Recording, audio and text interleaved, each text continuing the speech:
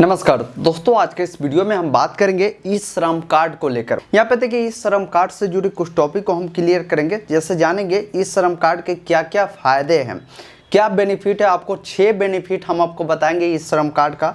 यहाँ पे ये भी जानेंगे कि इस श्रम कार्ड बनाने के सही तरीके क्या है, किस तरीके से आपको इस श्रम कार्ड बनानी चाहिए, कौन कौन से लोग इस श्रम कार्ड बना सकते हैं, किस प्रकार के अगर आप काम करते हैं तब भी इस श्रम कार्ड आप बना सकते हैं, ये भी हम जानेंगे। और साथ ही इस श्रम कार्ड बनाने में आपको किसी भी प्रकार की समस्या हो रही है या आप चाहते हैं इस श्रम कार्ड से जुड़ी और भी जानकारी चाहिए आपको, तो कैसे आपको बात करनी है, कस्टमर सपोर्ट से कैसे आप बात कर सकते हैं, ये भी डिटेल आपको हम इस वीडियो में बताएंगे। कैसे उसको बात करनी है ये सारी डिटेल हम आपको बताएंगे। वीडियो को पूरा देखिएगा। वीडियो पसंद आता है तो एक लाइक कीजिएगा, साथ ही चैनल को सब्सक्राइब कीजिएगा इस तरह का वीडियो आगे भी देखने के लिए। सबसे पहले आइए समझते हैं कि इस श्रम कार्ड है क्या, उसके बाद इसके जो भी बेनिफिट है हम आपको बेनिफिट बताएंगे। देखिए ई श्रम कार्ड जो है एक राष्ट्रीय डाटाबेस तैयार करने के लिए ई श्रम कार्ड बनाया जा रहा है। अब राष्ट्रीय डाटाबेस क्या है समझिए। देखिए राष्ट्रीय डाटाबेस का मतलब है कि ऑल इंडिया में ई श्रम कार्ड का काम चल रहा है। ई श्रम कार्ड बनाने की जो प्रक्रिया है लगभग जो है यहाँ पे बताया गया था कि 45 करोड़ लोगों का इस श्रम कार्ड बनाया जाएगा, जिसमें अभी तक लगभग 5 करोड़ से भी अधिक लोगों ने इस श्रम कार्ड बनाया है। इस श्रम कार्ड ये जो डाटाबेस तैयार किया जाता है, जैसे आपका स्टेट कोई भी हो, जैसे यूपी हो, बिहार हो, किसी भी स्टेट से है तो पहले आपको स्टेट से ले करनी होती है, फिर जिला से ले करनी होती है, फिर पंचायत, फिर आपका गांव से ले करना होता है। तो इस प्रकार एक ग्रामीण लेवल से डाटाबेस तैयार किया जाता है कि किस स्टेट के किस जिले में, किस गांव में, किस पंचायत में, किस ब्लॉक में कितने असंगठित मजदूर हैं जो डेली बेसिस पे काम करते हैं, किसी ठेला पे काम करते हैं, किसी भी प्रकार के सफाई का काम करते हैं, किसी भी प्रकार के लेबर के काम करते हैं। तो ये एक डाटाबेस तैयार किया जाता है भारत सरकार द्वारा। अब इसमें फैसिलिटी क्या क्या मिलेगा ये तो समझ गए आपने कि एक डाटाबेस तैयार किया जा रहा है। उसके बाद यहाँ पे देखिए एक इस श्रम कार्ड जब बनाएंगे तो एक 14 डिजिट का एक आपको यूएएन नंबर मिलता है। यूएएन नंबर ऐसे जो लोग पीएफ किसी भी प्राइवेट लिमिटेड कंपनी में काम करते हैं तो उनको भी एक यूएएन नंबर मिलता है जो कि पीएफ नंबर भी होता है। तो यहाँ पे एक लेबर मजदूर को भी यूएएन नंबर मिलता है, जिसमें आगे चल के बहुत सारे फैसिलिटी आपको दिए जाएंगे। आगे हम आपको क्लियर करते हैं कि क्या क्या आपको मिलेंगे इसके फैसिलिटी में।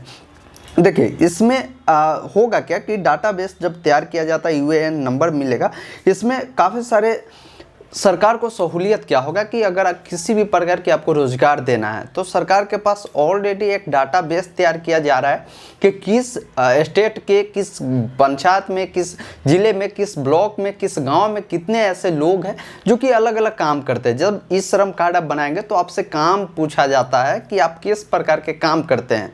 जैसे हो सकता है आप किसी भी प्रकार की मजदूरी करते हैं, किसी भी प्रकार के ठेला चलाते हैं, रिक्शा चलाते हैं, तो आपसे वहाँ पे काम का पूछा जाता है। एक आता है जिसमें लगभग 125 काम से भी अधिक ऐसे लिस्ट है जो कि ऐड किया गया कि अलग अलग काम जो है 125-30 के करीब में एक लिस्ट है, उसमें अलग अलग कामों का लिस्ट नाम है। आप वहां से चेक कर सकते हैं, उसका लिंक हम डिस्क्रिप्शन में दे दिया, आप देख सकते हैं। तो इस प्रकार एक डाटाबेस तैयार किया जाता है जिसमें अगर मानिए आपके स्किल के अनुसार सरकार को किसी भी प्रकार के लेबर मजदूर की आवश्यकता पड़ती है। अगर मान लीजिए आप हेल्पर का काम करते हैं तो अगर सरकार को कहीं भी हेल्परी का काम होता है जहाँ पे अगर मानिए 5 लाख मजदूर की आवश्यकता है तो वहाँ पे एक डाटाबेस ऑलरेडी सरकार के पास तैयार रहेगा। उस 5 लाख मजदूर को आपका जो नंबर है उस पर कॉल करके या किसी भी माध्यम को आपको रोजगार देना होगा तो वहाँ पे बुलाया जा सकता है और आपको काम दिया जा सकता है। तो ये एक फैसिलिटी है जो कि इस श्रम कार्ड का बहुत बड़ा फैसिलिटी ये चीज़ भी है। अगली बात कर ले कि किसी भी प्रकार की सरकार को आर्थिक सहायता अगर मजदूर को पहुंचाना होगा, जैसा आपको भी पता है कभी भी देश का सिचुएशन ऐसा आता है तो लेबर मजदूर तक अगर किसी भी प्रकार की सहूलियत पहुंचाना होता है तो सरकार को यहाँ पे पैसा भेजने की ज़रूरत होता है। तो इधर उधर नहीं करके अब डायरेक्ट जो लेबर मजदूर होंगे जो इस श्रम कार्ड बनाएंगे उनके अकाउंट में जो भी पैसा अगर सरकार तय करेगी कि 500 रुपये ही हमको प्रति लेबर को देना है, प्रति जो ई श्रम कार्ड धारक है उनको देना है तो डायरेक्ट आपके अकाउंट में जो है 500 रुपये दिए जा सकते हैं। तो ये एक बड़ी फैसिलिटी है इसका। अब आइए समझते हैं कि इससे आपको क्या और फैसिलिटी मिलेगी। देखिए, कभी भी आपको किसी भी प्रकार की सहूलियत हो तो ये आपको मिल जाएगा, क्योंकि यहाँ पे आपका ऑलरेडी डाटाबेस तैयार किया जा रहा है। बहुत सारे लोग बोलेंगे कि इस श्रम कार्ड हम क्यों बनाएं, यहाँ पे मेरा डाटा सरकार के पास चला जाएगा तो किसी भी प्रकार की हमको हानि होगा। तो देखिए भाई मेरे, ऐसा नहीं है। आपका डाटा ऑलरेडी सरकार के पास है। अगर आप इस श्रम कार्ड नहीं भी बनाएंगे फिर भी आपका जो डाटा है सरकार के पास ऑलरेडी, क्योंकि आपने आधार कार्ड तो बनाया होगा, सरकार के पास ऑलरेडी आपका डाटा है। तो इस चीज़ में नहीं पड़े, इस श्रम कार्ड आप बनाए, बहुत सारे फैसिलिटी है। अब आइए समझाते हैं आपको कि इस श्रम कार्ड कौन कौन से लोग बना सकते हैं। तो हमने पहले भी क्लियर किया, लिंक डिस्क्रिप्शन में दिया एक लिस्ट है जिसमें लगभग 125 अलग अलग काम का लिस्ट है। अगर उसमें से आप किसी भी प्रकार के काम करते हैं, जैसे लेबर है, मजदूर है, अगर टीचर है, ये कुछ अलग अलग काम है, उसका लिस्ट है। आप जाकर डाउनलोड कीजिए, सिलाई करते हैं तो यहाँ पे आप देख लीजिए, उस लिस्ट में आपका नाम है तो आप इस श्रम कार्ड बना सकते हैं। बनाने के लिए उसी में आपका नाम होगा तभी आप इस श्रम कार्ड बना सकते हैं।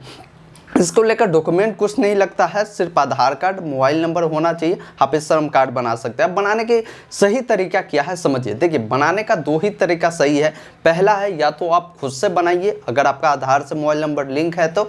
अगर लिंक नहीं है तो उस स्थिति में अपने नियर में जो CSC सेंटर है वहाँ पे आप चले जाइए, वहाँ से आप CSC सेंटर के द्वारा भी बनवाइए। वहाँ पे कोई चार्ज नहीं लिया जाएगा। आप सिर्फ कार्ड बनाएंगे तो जो भी 20-25 रुपया उसका चार्ज होगा वो आपसे लिया जा सकता है, क्योंकि उनका भी यहाँ पे कार्ड निकालने का कुछ चार्ज लगता है तो वो आपसे लेगा, कोई खास चार्ज आपसे नहीं लिया जाएगा। तो ये बनाने का सही तरीका था।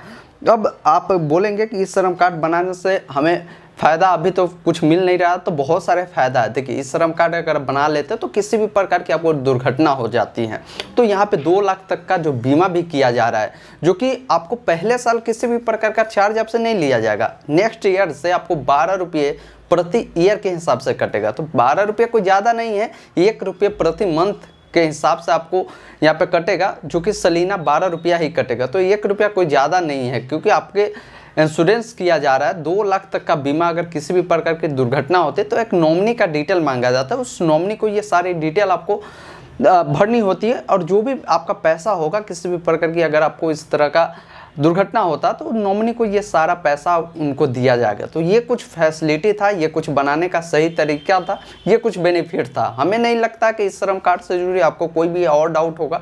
कैसे बनानी है उस पर वीडियो दिए हैं, वीडियो खत्म होगा वहाँ मिलेगा, जाकर देखिए। मोबाइल से हमने बनाना सिखाया है, किस तरीके से आप बना सकते हैं। इसके अलावा भी कोई समस्या है नीचे कॉमेंट कर सकते हैं। वीडियो देखने के लिए बहुत बहुत धन्यवाद।